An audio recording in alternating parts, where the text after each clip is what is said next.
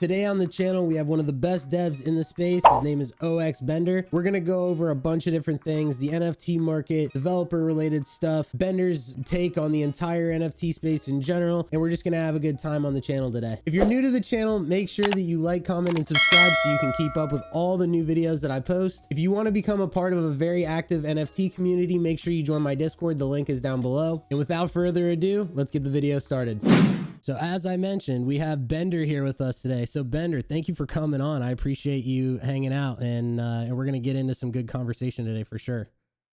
Yeah, man, thanks for having me on. It's good to finally connect. I know we've Yeah, talked about this for a while. yeah, absolutely. So why don't you give like a short intro, like what do you do, like who are you, your thoughts, like all that kind of stuff. Ooh, my thoughts. It's a loaded I question. know. Um, man, my thoughts right now is I could really use like a nice sweet candy. I had this big addiction to these nerds like gummy clusters that I saw on the timeline a while ago, and I cannot stop eating them. But I'm Bender. I'm a developer. I've been a developer for a long time. Um, Found my way into crypto in like 2015, maybe. The number always changes 'cause it's so long ago that I don't remember if it was like the end of 14, beginning of 16, somewhere in that range. And it all happened because I met some guy at an airport. And I was late for a flight, and I missed the flight. And we were sitting there at the tarmac, or not the tarmac. I'm sorry, the terminal, and this guy's like gotta be 24 years old, and I'm talking to him. He tells me he's retired and he had put all his money into crypto early. And I'm like, what the hell is crypto? Like, talk to me about this. It's stuff I had heard about but never really dove into. And he brings out this spreadsheet of all the stuff he was invested in and what it was doing. And I think Ethereum was like $40 or like $35 at the time. And he was like, just buy Ethereum and trust me. And I didn't do it. I obviously didn't do it. I did like the Bender thing. I was like, all right, let me research everything. Let me learn as much as I can. And I just kind of started to dive in, and it's kind of been a ride since then. I got deeper into it as 2017 started gearing up, and paid attention to Solidity when smart contracts came out, and kind of grew into the ecosystem. The Bender account came out of like rage, more or less, I guess is a good way to put it. I saw a lot of bad takes on Twitter that were just like technically wrong, and I knew they were wrong, but I saw so many people falling for them and like accepting that that's how it was working. So I finally made an account and just started tweeting back at people saying, "Hey, this is actually not how it works. Here is how it works." I feel you. Well, yeah. So were you like a software engineer like before you got into like NFTs? Like how long had you been like working on just like coding or anything like that? Yeah. I was a software engineer for many years before I even jumped into NFTs.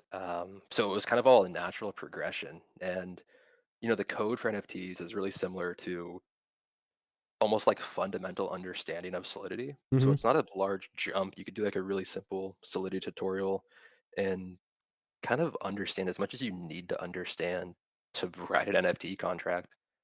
Yeah. So on your Twitter, it says, so you're the co-host of the Trending Down podcast. Audits are not endorsements. So I do know, at least when like the market was like a lot better, I used to see, and I know that you and I have been like in touch, but like, I used to see like on your Twitter a lot where you would do a lot of audits for contracts. Like that was kind of your thing. And I remember there was a time when people are like Bender, like, he not endorsed, but like it was Bender certified, that became kind of like a thing, to where Dude, like a lot of yeah. people were going to you for like audits and shit. So, were you like auditing a lot? Were you like, creating like, just like doing like the smart contract for like a lot of projects? Like, what's like your work balance with all that?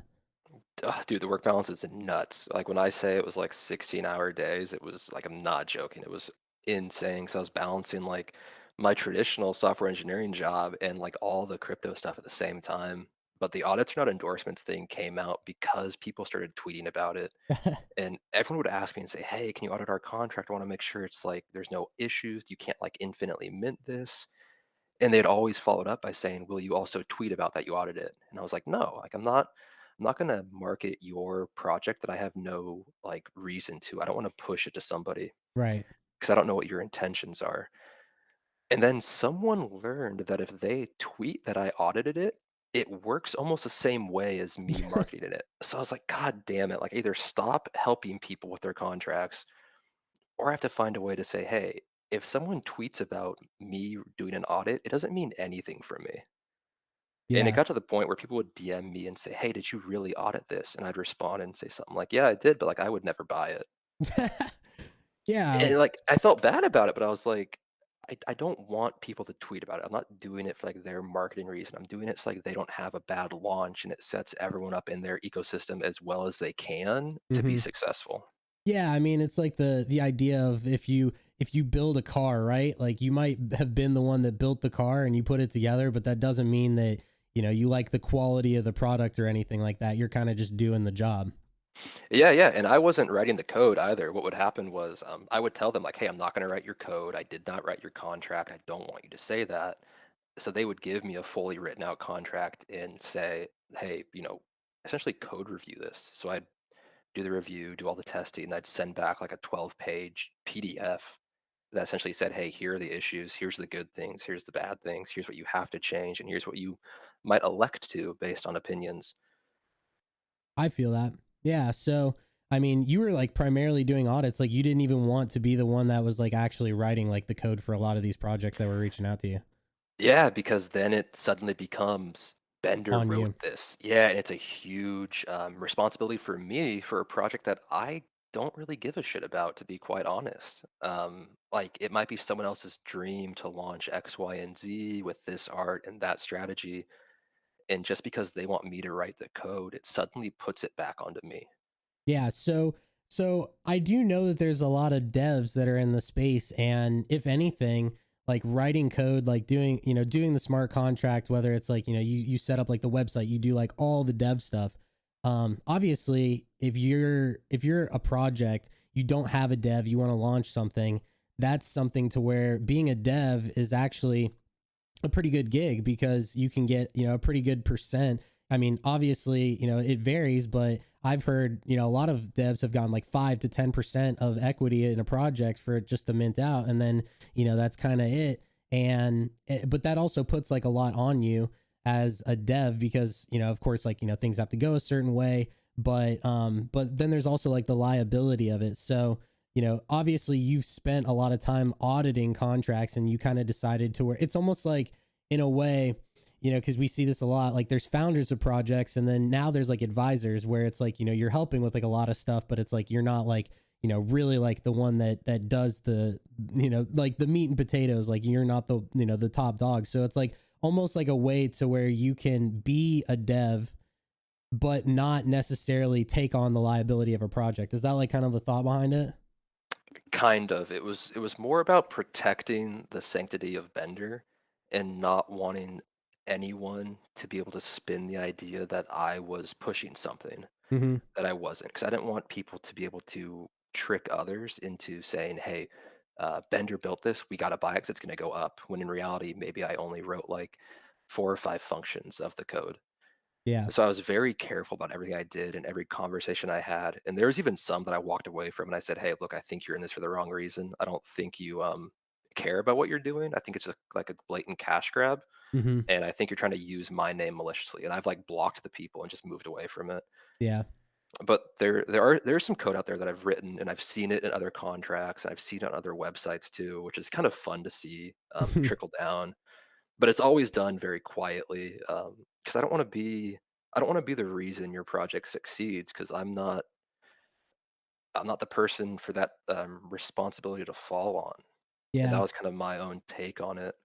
Well, what's interesting too is that we hear a lot like, and I remember seeing this in discords all the time. People will be like, oh, like, they have like the best devs and like all this kind of stuff. And, there was like, a lot of emphasis on like who the dev team was, but it's like, the dev side of it is really, you deploy a smart contract. Now, of course, like if they're staking or something else, like it can be a little bit more complex, but it's almost like sometimes like I used to see that people would get like a team with like, who's supposed to be like pushing the project forward. They would get it like a little bit mixed up with like the devs to where they would put like a lot of emphasis like on the devs specifically. So like I can kind of see what you're saying where it's like you don't want to take you don't want to like attach yourself and like, be that person to where they're like, oh well, he's the dev, and you're just like, yeah, but there's like a whole team of like idiots that are trying to like, they're in this for the wrong reason. I'm just doing software.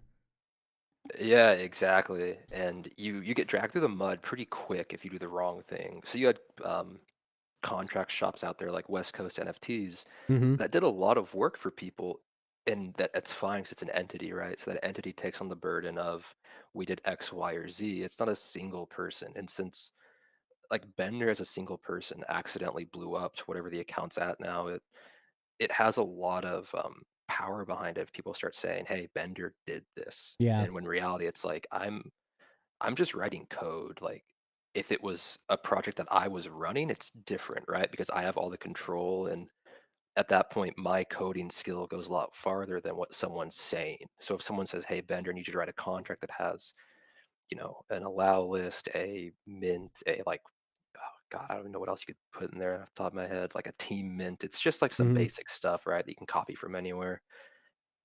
But if I sit down and I'm like, all right, I'll build out this entire thing, and here's like this large roadmap, that's a very different reason to want something. Yeah. And there's nothing wrong with the devs that did that and said, hey, I have a skill set, I can push the skill set, and I can actually do these launches safer than someone else can who might copy one of those contracts you can infinitely mint the allow list from. And that's fine. It's just a different direction they took than I took.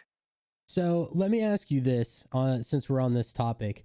What do you think about if somebody is a dev and they decide that they want to go out, and that's like mainly what they like, they're just like, I'm just going to write the contract no matter what. Like, even it, cause you said it, you're like, oh, like, there's, times that like you've like projects you haven't like necessarily wanted to attach your name to or whatever. Like, do you think that there is anything like morally or ethically wrong with launching the smart contract for a project that you may not have like good feelings about?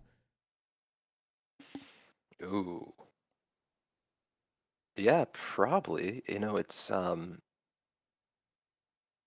mean, It's it's it's a hard question. It's a moral question because it's almost the same question as if you are a pharmaceutical company and you're selling a remedy or an antidote or whatever it's called that hurts people, are you morally wrong? And I would say yes. So if you're the dev that's launching the contract for a group of people that you know are malicious, you're kind of enabling that group of people, and you're saying, I can actually allow you to do what you're trying to do, and I know it's wrong. yeah. Well, and the reason why I asked that is because, like, here's the thing: if that specific dev says, "Fuck it, I'm not gonna go, and I'm not gonna, I'm not gonna launch this smart contract because I can tell that you guys are full of shit and you guys are just trying to launch something, cash grab, whatever." But then they're gonna just go find someone else. So it's like if they're just gonna go find somebody else anyway, do you do like, you know what I mean? It's like it's Yeah. yeah, it's like, I mean, that's like literally like a moral thing, and of course it would like matter from person to person. But I just ask, like, I don't know, like it was just something that like popped into my head. I wanted to get your thoughts on, because I mean the way that I kind of view it is like, if you are, I mean, and here's the thing, like this isn't even just like about devs. This can be about like, let's say you're a team member of a project. Like let's say that you get brought, like let's say you get approached by two founders, and like, because I know, I'm sure a lot of the people that are listening to this are probably not devs, but like, let's say, because there's a lot of people in this community that they want community manager roles, like collab manager roles, and it's like, what if you're a collab manager or a community manager or anything like that, and you get approached by like a team like this, you start seeing like, shit's kind of fishy. Do you continue on to like, help push that, even though you have that feeling, right? Like, I mean, it's not just the dev, right? But I'm saying that, like, obviously, because like the smart contract is such like a important aspect of launching, I just figured that I would bring it up and ask. Yeah, no, it's good. I think it trickles down the same way of if you're a community manager, if you're Mm-hmm. anything on the team, if you have a bad feeling about something, there's a reason to not attach yourself and your project to it because it drags you down. Yeah. And if you're a community manager or a partnership collaborator, I'm not sure what the correct term is there. If you're someone who goes out and seeks partnerships with other projects, that partnership should always be greenlit by the founder or the founding team. It should never be a blind thing that happens of they come back and say, hey, I got 10 new partnerships. Here's who it is. It should be, hey, here are 10 partnerships. Which ones do you approve of, and which ones do you want to move forward with? And you should move forward in a way that says, we'll interview all these people and really suss out what they're up to and what their intentions are. Because if you go out there and just attach your name to anything blindly, you're going to end up in a bad spot. And I've rugged is the wrong word. I've finessed a lot of devs away from bad actors where I've got a really bad intention from somebody and I've shut them down and they've got really aggressive and been, like fought back. And I've sussed it out and found out who their next dev is. And I go to that person. I'm saying, hey, here's what I saw. Here's all the like transaction logs that I'm Mm-hmm. looking at from that they've sent me these messages. Be careful. I didn't want to do it because of these reasons. Like, make sure you're doing it for the right reasons. Yeah. And there were two instances where the devs stepped down and they're like, hey, I have the same bad feeling. I'm not going to go through with it. Yeah. Well, I mean, your reputation is everything. Right. And the last thing that you want is to launch something and then have something like that happen. Yeah, yeah, yeah. And if, someone else launches it and you're the dev for it, you get dragged down with it. Mm-hmm. And like you said, as a dev, reputation's even more important. If you got here and you promote something, people forget it in probably a month, maybe a few weeks. But if you build something and that thing that you built ends up being a major rug and you didn't know it, that's not going to go away for a long time. Hmm. Yeah.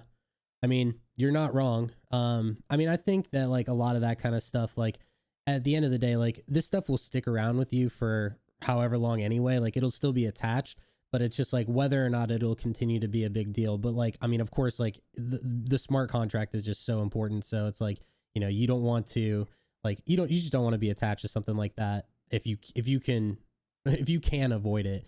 So, Absolutely. Always put people first. It's a really simple solution. yeah. So with that being said, I mean, you mentioned that you've been doing like a lot of audits for the past like couple months, and like I mean, we've kind of seen this is that obviously in January NFTs were insanely hot. Like we saw, I mean, all the volume, like everything. You take a dart, you throw it on a project, you buy into it, it goes up, and then what we're seeing now is like if you go back and look at like any of the charts for any of these projects, like 99% of them, it all looks the same. Hype, it's on the moon, and then it dumps and bleeds out, and that's kind of it. And I remember seeing, I know that you put out a tweet about this a while ago, but also I remember seeing somebody else, I think it was Kobe, who put out a tweet saying that, NFTs are just, altcoins with JPEGs attached. And that's something that I kind of wanted to discuss with you because I feel like a lot of people, and we were talking about this beforehand, which is that like, in NFTs, it's such a new asset class. And we hear so often that people want to hold NFTs long term, and it's like what does that look like, right? Because for the most part, these projects, like they're either run, I mean, some of them, like you got your proof, you have your Yuga, these people that may have, I mean, Yuga didn't have like a track record beforehand.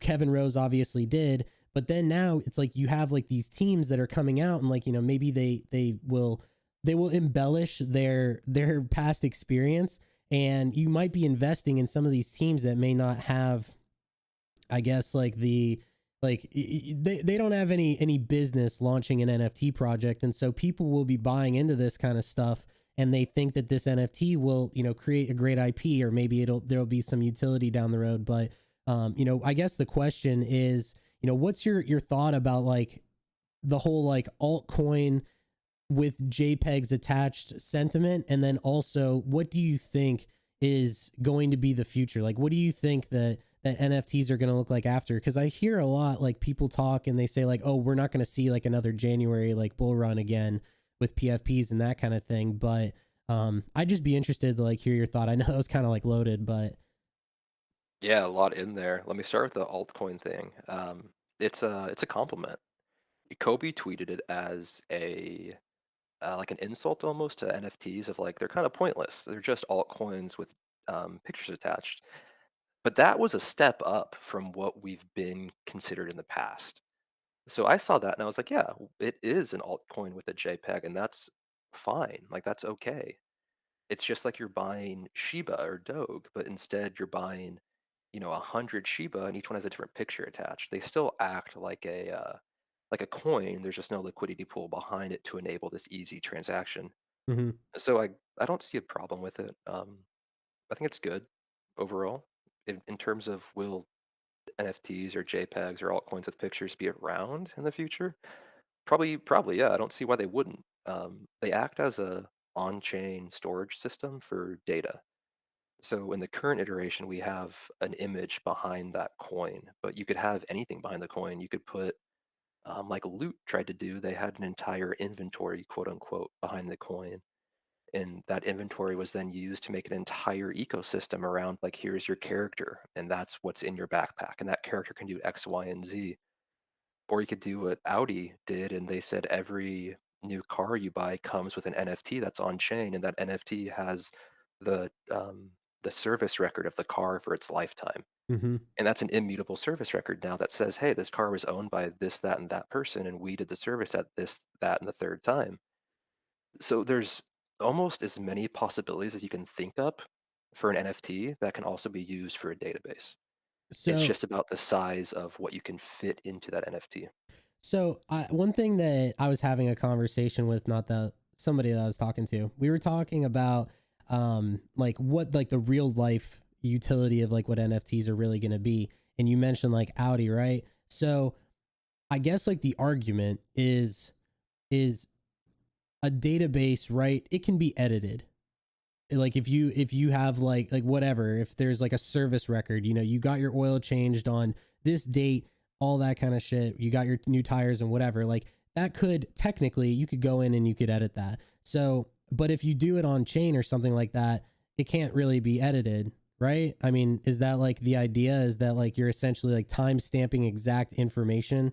And like, what, I guess, like what's the, from your perspective, like, what's the benefit of using the blockchain opposed to just continuing to use databases? Because we were talking about this in terms of like the DMV, right? Like at what point is the DMV, like you walk in there, they type in your information and then they ship you off like an NFT that has all your stuff. Right. It's a good question, honestly, because databases work better because they hold, frankly, more data. They're easier to interact with. They don't have this learning curve that most of the world doesn't know. So it comes down to, are you creating a solution for a problem that doesn't exist? And NFTs and the way we just talked about them kind of are. Like, it's not a problem we need to fix, but it's just an example of what we can use possibly in the future. Um, so like I don't see a real use case for it in that terms of, Audi is doing the service record. It can be edited in a database. It could also be edited on the blockchain too. You would just be able to see the transaction for that edit on the blockchain, whereas in a database, only the developer sees the transaction. Mm-hmm. So it makes it a little more transparent. But there's so many possibilities. One that I'm hopeful for that I doubt will ever happen is like health records or like dental records. Is It's always a pain in the ass to switch your dental records from like dentist A to dentist B if you change dentists. Mm-hmm. But if you had control of those and you could just send them to a new wallet and it acts as an NFT and it's just an on-chain data store, and it says, hey, I used to go to dentist A, I'm going to send this to dentist B now. It just makes kind of life a little bit easier, but then you suddenly are self-custodying so much of the stuff you don't want to self-custody. Like, I don't want to have my dental records under my control. That that's pain in the ass. So again, it's a solution for a problem that doesn't exist. Hmm.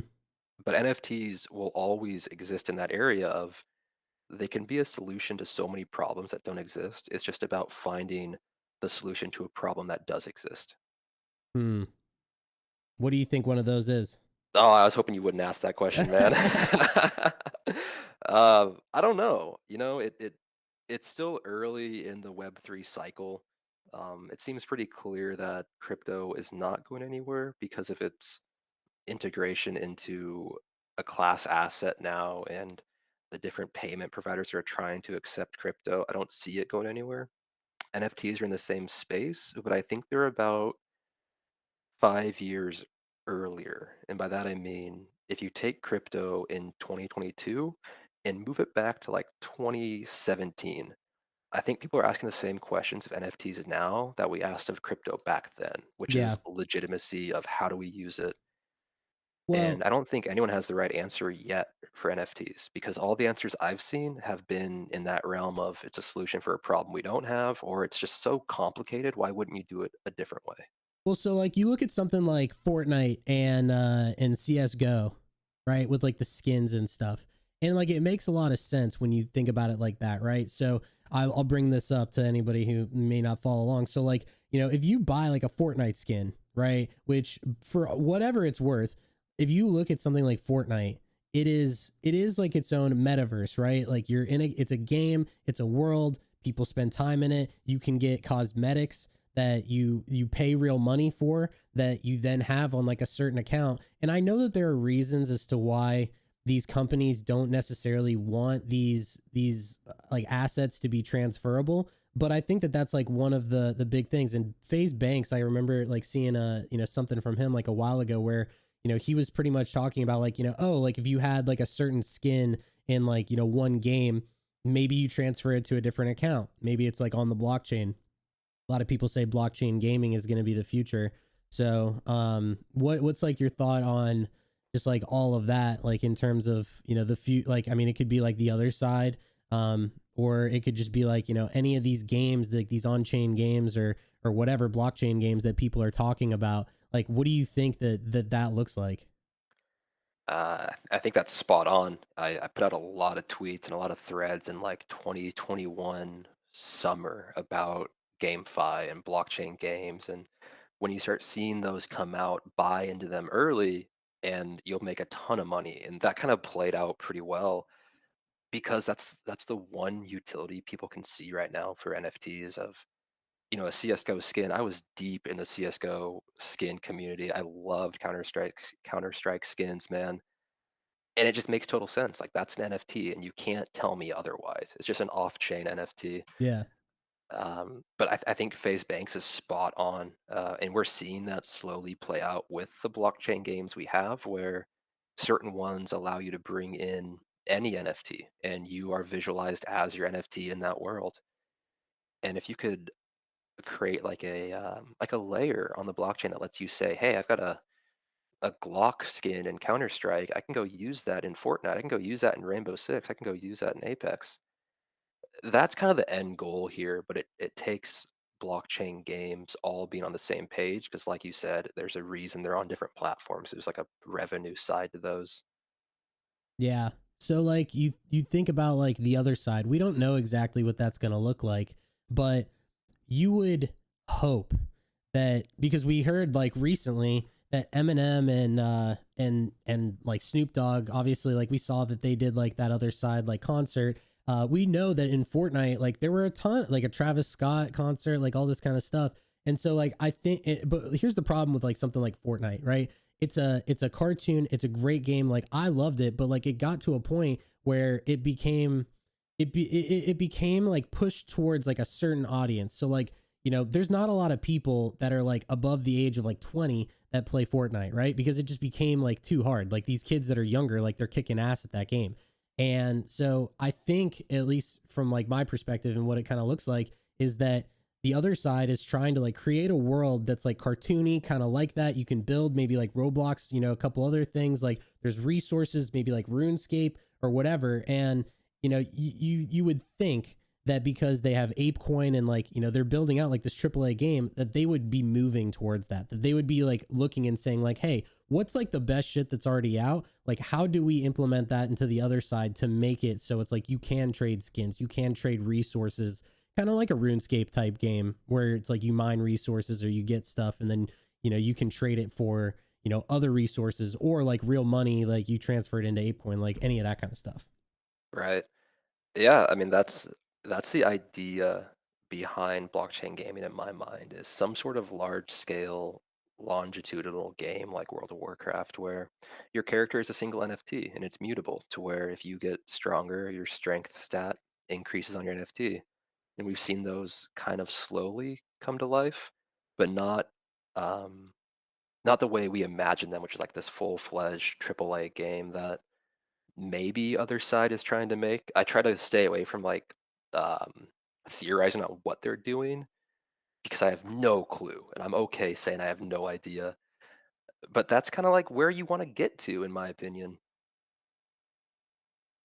You want to see these big games kind of come out and find a way to utilize the blockchain because behind the scenes, it's not that complicated.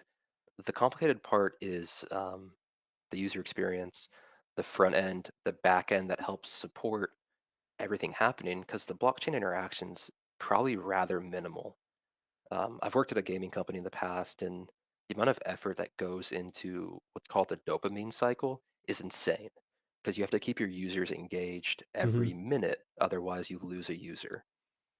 And the issue with blockchain gaming we see right now is that you have to send a transaction, and that transaction takes you out of that dopamine cycle for probably 30 seconds, and that's half the cycle that Silicon Valley looks at.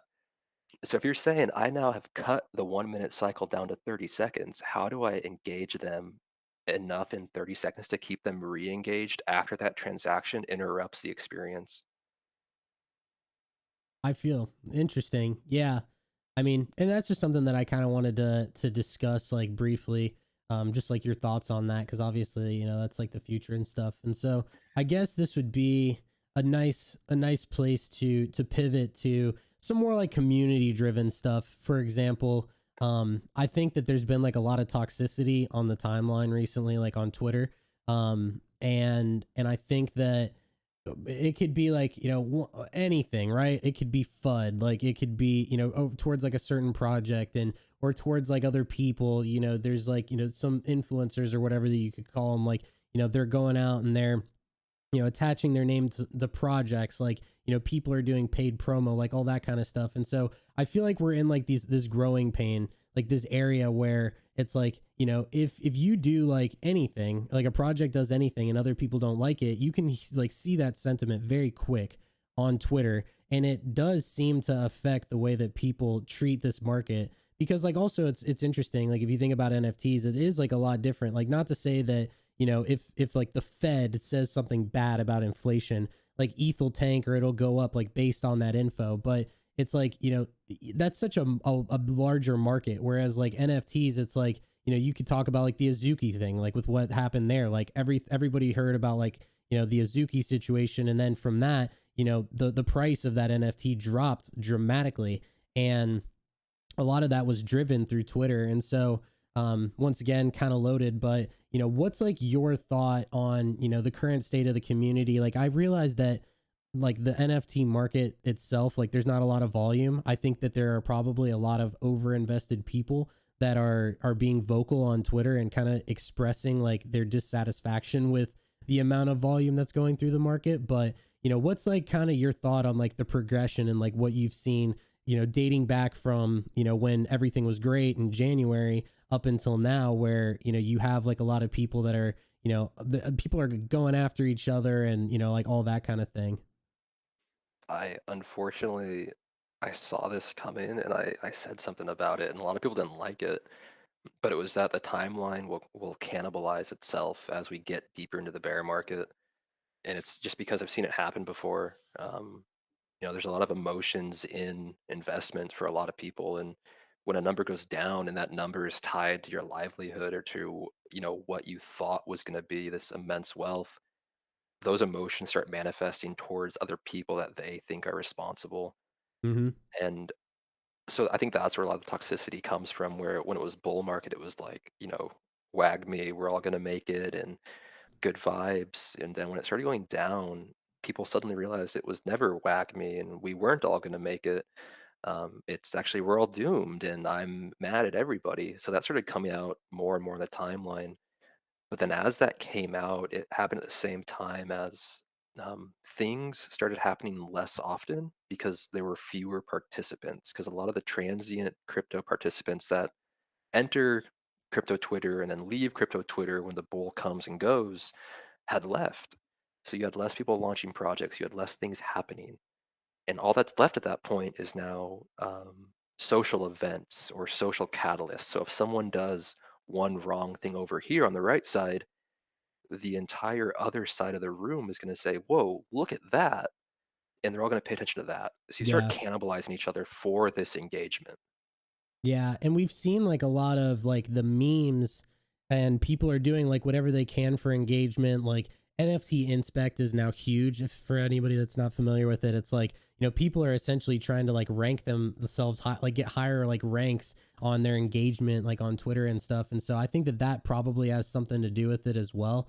But like on the topic, you know, I mean, you tweeted this. You said, you know, the timeline turned inward from its community centric approach, and others stopped taking responsibility for their trades.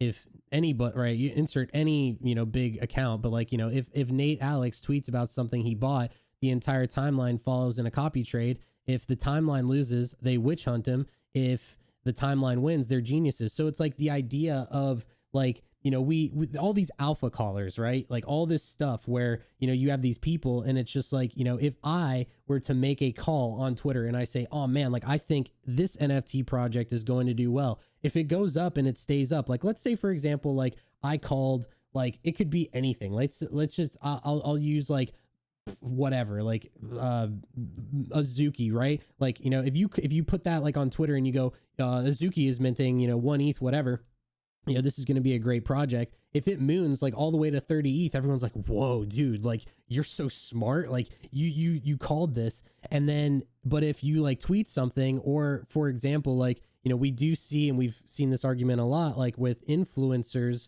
or just accounts on Twitter that are taking promo, like, you know, if you promote something and it either, you know, and people buy into it and then it dumps or it rugs, people are like, oh fuck, you know, you were the one that called this, like, you know, you posted about it, and everyone like, you know, goes and witch hunts you essentially.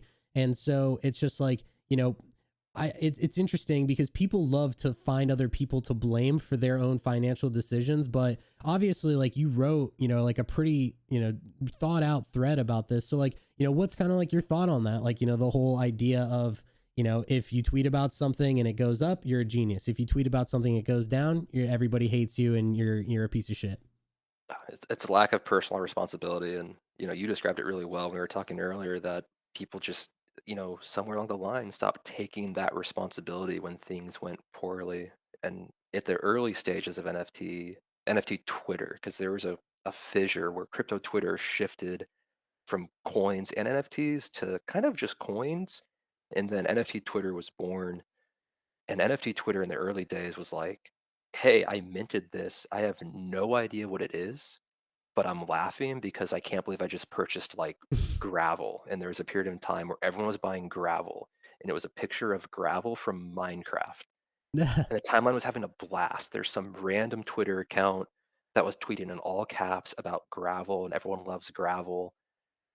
And like we lost a ton of money, but it was hilarious, and everyone thought it was funny because of like the ecosystem around what had happened. And the same thing happened over and over and over again in the early times.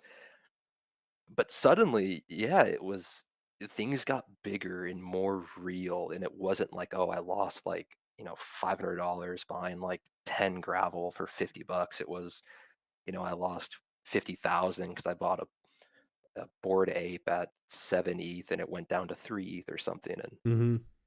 I think it comes back to just personal responsibility and emotions getting the trades where a big account says, hey, I'm buying this, and people think, oh, this account has 100,000 followers.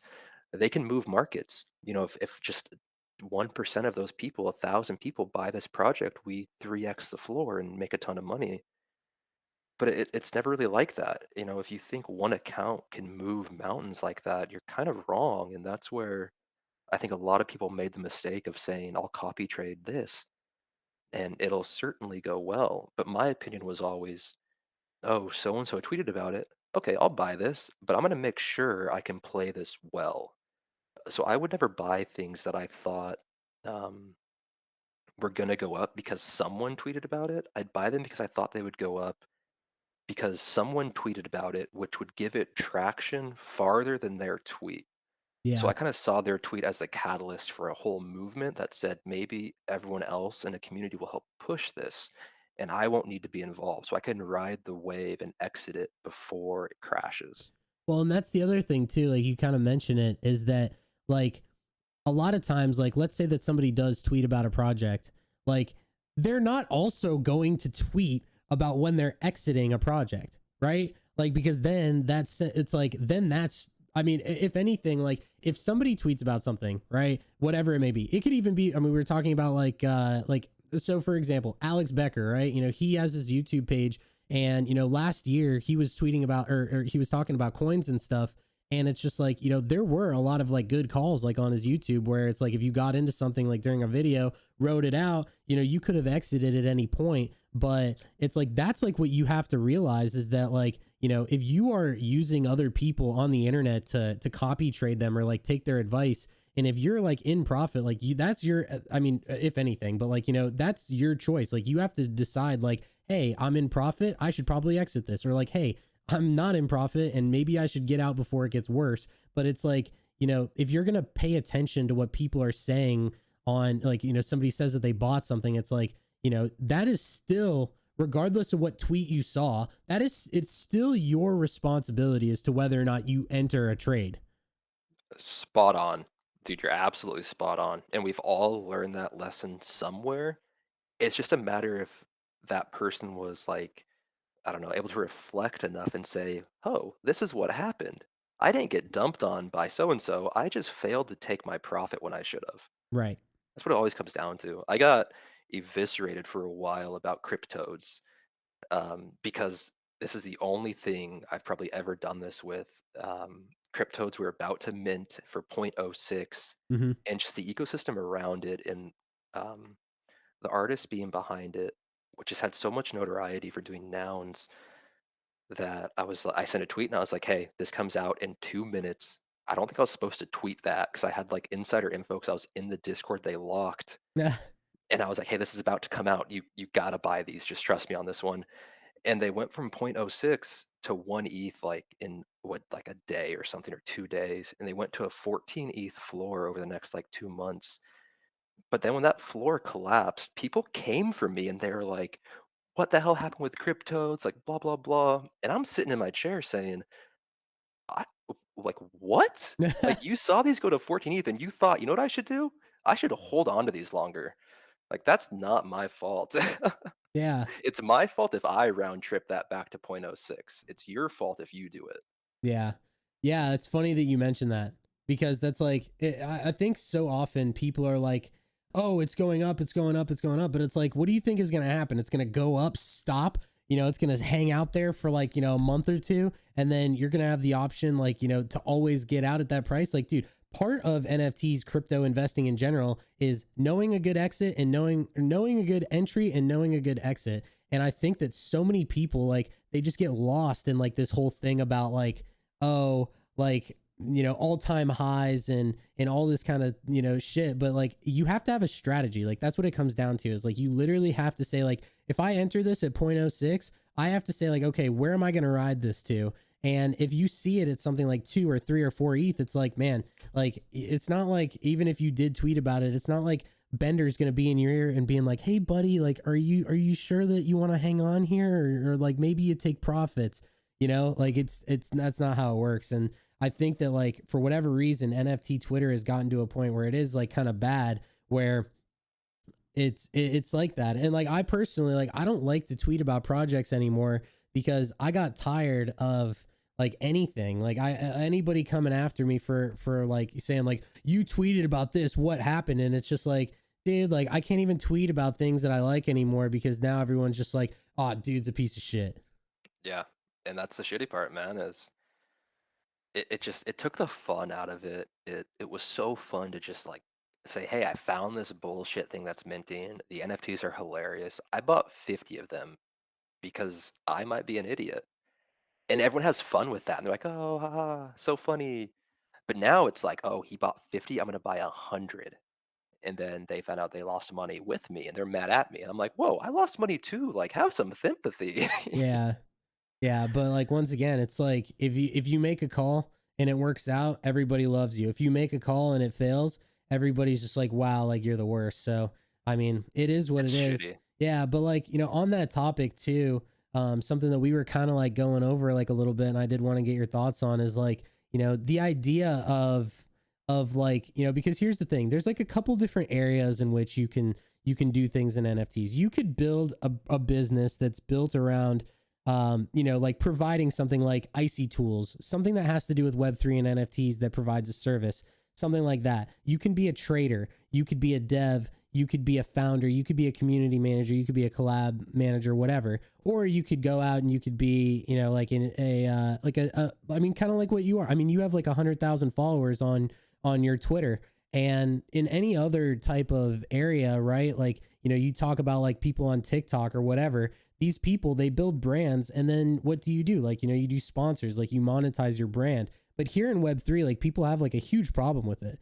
It's like, you know, a lot of times like people say like, oh, like, you know, pay, this is a paid promo, or this person does this, and like, you know, they're just promoting garbage. And we did kind of like talk about that, but you know, what's like your thought on that whole thing, and where do we go from there? Because, you know, we've seen it a couple times, and I just think about it from like, you know, a business perspective. It's like, you know, at the end of the day, whether you are somebody who's trying to build a Twitter following or like a project or something like that, it's like, you know, at what point are you able to promote stuff like, you know, through the brand that you've built without it being shady? Yeah, it's loaded, man. It's real loaded because you have to differentiate taking money from a company and taking money from people. Because you have followers that probably follow you for a reason, and that reason's got to be something like they like you, they think what you say is valuable, or they think it's entertaining, or they just follow everybody and you're in that list of NFT people. Mm-hmm. But all four of those people, to some extent, respect you because they give you um, their time on their timeline. And when you take money from those people, it's way different than taking money from like Twitter. So there's people out there that run the Twitter Spark program that you could apply for, I think like 6 or 7 months ago. And if you were accepted, you were paid about $9,000 a year to run Twitter Spaces. And there was no content that had to be in that Twitter space. You just had to help push the feature forward. And when that came out and people learned that NFT accounts had done that, they kind of got witch hunted a little bit as like, oh, like you're just farming money with your account. And in the back of my head, I was like, yeah, you're taking money from Twitter. Like, who gives a shit, man? Like, they have $1 billion company. Take the money. But when you take money from your followers, it's a lot more finicky because you're suddenly taking some of them into whatever you're promoting. So let's say you're promoting a project that rugged, you're kind of responsible for that because you enabled the rugging of that project. And you said, I can help you get people into your ecosystem to fuck them over. But if you're promoting something like Coinbase or FTX, where you see a lot of the big crypto accounts say, hey, I've got an FTX referral link, that's different because you can go to FTX as your own person and say, hey, I'll use you as my trading platform. Yeah, you have a fee, whatever that fee is, but every platform has fees. So it's just kind of trading where you send that person as opposed to taking that person's money maliciously. And that's different too. So it's a fine line. And I think as the market matures, we'll see that line mature too, away from, hey, I'll promote this bullshit for point 0.3 ETH. And, you know, if it mints out, it mints out. And if it doesn't, like, you know, fuck all those followers, to something more sophisticated that's like, oh, Adidas wants to push a new collab line. Like, yeah, I'll help you push the collab line because you know, you're not going to make money off buying t-shirts. You're just going to wear the t-shirt if you want it. Hmm. Yeah. What do you think? Am I spot on there or am I off Yeah. Well, base? yeah. I mean, I think that like, you know, what it comes down to is like, I think that here's the thing, right? Like you talk about like an FTX sponsorship. Let's use that for example. It's pretty widely known that FTX is one of the top 3 exchanges in the world, right? And so it's a little different because what we talked about before, we did bring this up, which is that 99% of projects, like if you promote an NFT project, a lot of them go to shit. Like a lot of them just they like, you know, maybe they have like a little pump or maybe they don't. Maybe you like buy into a project and it doesn't even mint out and then you're screwed. But it's like, for example, right? Like let's say, because this is like kind of a good one, because I do hear what you're saying for sure. And I do think that you're on point with that. It's like, you know, let's say that I was sponsored by Celsius, you know? Like, what about that? Because, Ooh. you know, like, I mean, because that's in a way Like, Oh God. I mean, right, like, but I'm saying like a couple months ago, and I did not have an FTX sponsorship or something, right? But like, let's say that I had a referral link, and let's say that I was sponsored by Celsius. They're a business, they're, supposedly whatever, that they're, they have ratings and all that kind of thing. But it's like, what if I was, because I mean, even the Nifty guys, right? Like, I think they, they get on their show and they say, hey, we are sponsored. All of our content is sponsored by FTX. We use FTX, blah, blah, blah, blah, blah. What happens if FTX pulls a Celsius? Like, what happens there? What do you think? Dude, oh, you I said know. Celsius, and I was like, oh fuck, that kind of breaks everything I just thought about. I know, and like that's why it's just so hard. It's so tough, but like in a way, Yeah, it's like, is it because Celsius was like a bigger entity, right? Like, is it because it's like, it's a business opposed to like, maybe these guys that are like paying somebody to promote like, an NFT project, like maybe there isn't like any sort of like, it's, and also like the other thing too is like an NFT, right? Like, yes, if it's being marketed, if a certain NFT is like, if somebody's like, we are an NFT, we are going to offer these things and we are going to pay somebody to promote these things. And it might just be like an NFT, like who even knows like if there is any utility to it or not. But like at least with something like Celsius, it's like that is a trading platform, right? That offers like a certain service. So I don't know. I guess that's like kind of why I wanted to bring it up. And I didn't mean to like, lay it down like that, but I was just like, I didn't even think about this when we were talking about it before. Like it didn't even hit me, but like, it it's just, a great point. yeah. And so like, I don't know. I think that's where it gets like so fishy, and why, like, I think that there are people such as myself, even like you. I mean, I don't know if you like, you'd ever considered, taking anything like that, but it's just like your reputation is so important. And yeah, like you have a job where you like, you'll go and you'll do audits for money and shit. But like at the same time, like, if you are like, cause everybody wants to be like, everyone wants to build a platform. Everyone wants, Twitter followers, everyone wants a YouTube. But then like you get to a point where it's like, okay, you have this. How do you monetize it without being a piece of shit? Yeah, I actually think that's what a lot of people are trying to do right now. Is I think they're looking at how do I keep my engagement high while trying to find a way to monetize and use my account without falling susceptible to all like the bad things that have happened in Web3, be it rugging people, be it like ruining your reputation and saying, all right, well, I'm glad I built that account. I can't do anything with it now. And I think we'll see it manifest over the next 2 years. But on the Celsius note, man, good point. I would feel so guilty. Uh, I think it comes back to personal responsibility in the end again, where just because Pranksy, who has 2 million followers or something, tweets out an NFT project doesn't mean I'm going to buy it. It just puts a little data point in my head that, okay, Pranksy is watching this. Right. And if you look at that and say, I have to buy this because Pranksy is tweeting about it, you're probably setting yourself up for failure. Um, Instead of looking at the whole picture there and saying, Pranksy's watching it, which means he's either buying in, was paid to buy in, or was paid to promote it. And you have to figure out which one of those it is based on his actions with the contract or with the collection, and then deduce from that saying, if Pranksy's in, he's almost certainly telling his close cohort to also be in. And if that's the case, you probably have a good reason to buy. But if you think, oh, Pranksy's just promoting it, you should probably never buy it because it's just so high risk. Hmm. Yeah, and like I also think, just to like, finish up this thought, is that like, a lot of times people say this, and this might be good info for anybody that might be watching this anyway, but it's like, not your keys, not your coins, right? And so like in general, even if we're talking about something like FTX, right? Like, yes, like there are trusted, like Coinbase, like they're trusted exchanges, but at the end of the day, like there is something to be said about like, if I have a ledger or Trezor or something like that, if I have my coins on that, like the only person that can screw that up is me.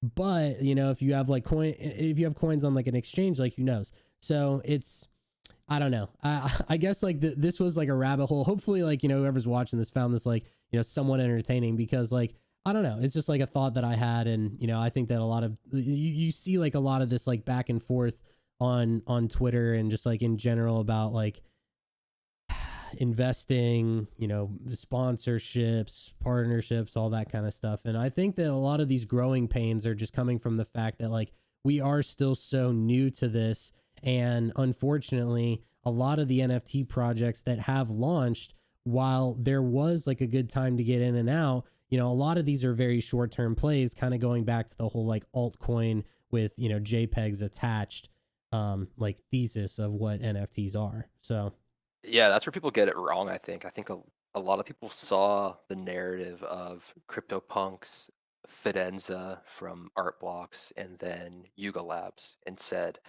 NFTs are meant to be diamond handed because look at the gains you can get if you mint this and hold it to whatever floor it makes it to. mhm.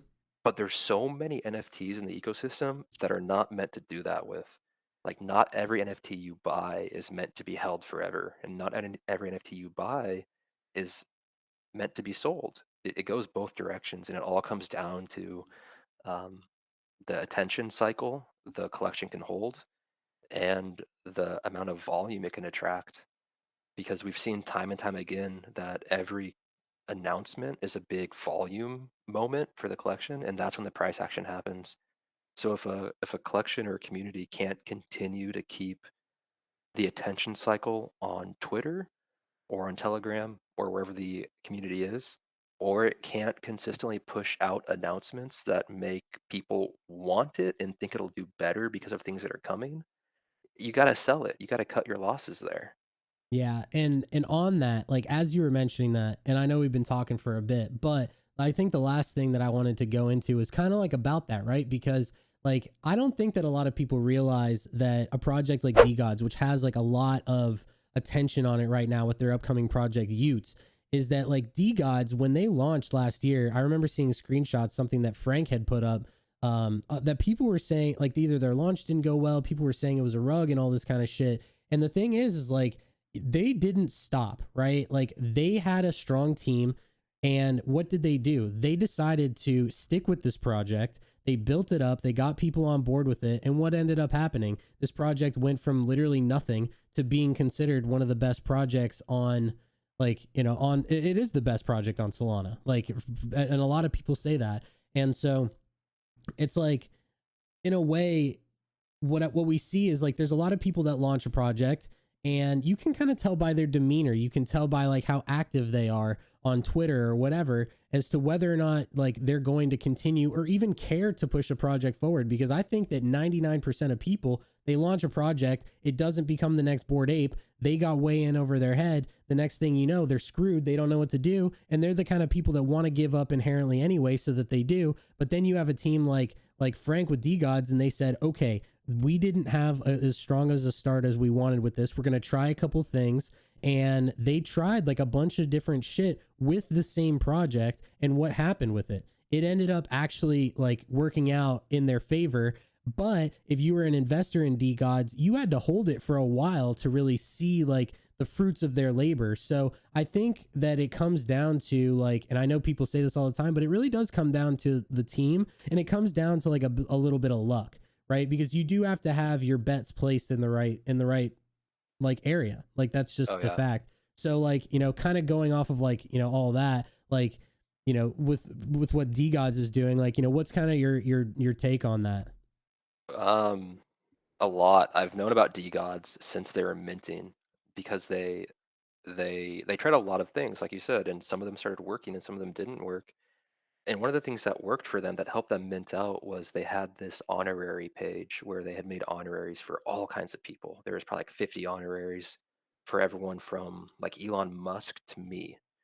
But in order to get the honorary, you had to claim it. And by claiming it, you had to tweet that you were claiming your honorary for DGOTS. And it was essentially like an advertisement from your Twitter account. Sure. And I'm of the opinion that like I'm not going to tweet about your project if I don't know anything about it. And I don't want to give you a platform because I don't know your intentions. So I didn't claim mine. So it got burned, which hurts because it always comes up now because of how big they are. Yeah. So you had, I don't mean to interrupt, but like you had an honorary. Like D Gods Yeah, made you an honorary, but you didn't want to tweet about it. And now you're looking back because imagine how fucking sick it would be to have a D Gods honorary where they're the number one project on Solana. oh, dude, yeah, and it was sweet. It was, the Goku body in, like, his red or sorry, orange, like, outfit with, like, the Bender head on it. It was so goddamn cool, man. I think about it all the time because D-gods are all over the place. But, yeah, it's a perfect example of when these were coming out, only Function was really talking about them, and I remember that. a lot of people didn't buy in because it was Solana. Solana didn't really have a good bid at that time, and you know, they got lucky at some point and it caught on because like you said, luck is everywhere. And now that it's caught on and they kept trying new things, it's done better and better. And I don't want to say the team is incredibly skilled because I don't know the team very well. I Hmm. barely know them, but they clearly are dedicated, and that's kind of all it takes sometimes is you keep trying and eventually it works. And if it doesn't work, then at least you can say you tried your best. But it's Yeah. kind of funny now that they're 570 Soul, people look at them like, "Oh, they're so cool." Back when they were 4 Soul, you weren't saying that, because I Yeah. know I was watching these and people were like, "Oh, they're so dumb." People have flipped the script now. Yeah, I remember seeing these as well. And it's just, I mean, I think this is the difference, right? It's like what they did is, and I mean, obviously, I don't know the team either. I know Frank, and I don't even know him. I know of him, and like I pay attention and I listen to him and like the way that he talks. And it's just like what I just like about this is the fact that unlike all these other projects that people that are listening to this probably are bag holding, is the fact that the teams that a lot of people are invested in really don't care. They don't actually spend day in and day out trying to make their NFT project one of the best. That's the fact. And it's like there's only a handful of teams that are actually like really trying this. And one of the things that gives people so much, I don't know like how you even phrase this, but like it gets people excited about D Gods, and it gives them like more of a reason to want to buy into D Gods is because of Frank, and because he does hop up on Twitter Spaces. He does tweet a lot, like, and he has good takes, for the most part, and he's a good leader. Like I think that's what a lot of this comes down to is leadership, and he has managed to do a really good job. And one thing that I'm really interested to see what happens is they keep claiming, they say, oh, Dust isn't, because the Utes project is coming out and you have to use their utility token to mint Utes. And like with ApeCoin, when you had to use the ApeCoin token to mint other side land, what happened after that? It dumped all the way. And I'm thinking based off of things that they've said that they're going to try not to let that happen.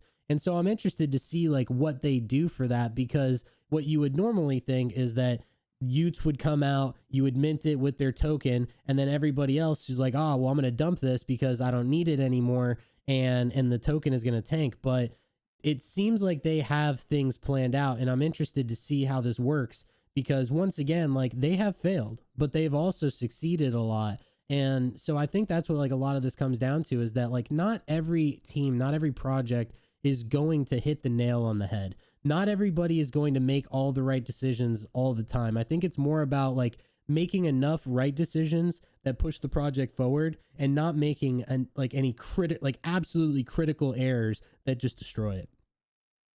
Yeah, absolutely. And you hit the nail on the head for me when you said great leader, because so many of these NFT projects are kind of led by someone that really doesn't know what's going on. And I've been a victim of that many a times because my dumb self will be like, oh, I need to sweep 50 of these NFTs because they look so cool. And then I'm like, wait, okay, what did I just buy? And I go and find the spaces and I hear the founder talking, and I like put my hand in my head, or my head Yeah. in my hands, and like shake my head like, what did I just do? Like, we're screwed. We're doomed. So And so much of it is just the ability to lead a group of people and just take a step back and say, what do these people need and how can I inspire that confidence that, hey, you might not see the work that's happening, but it's coming and it's going to be beneficial.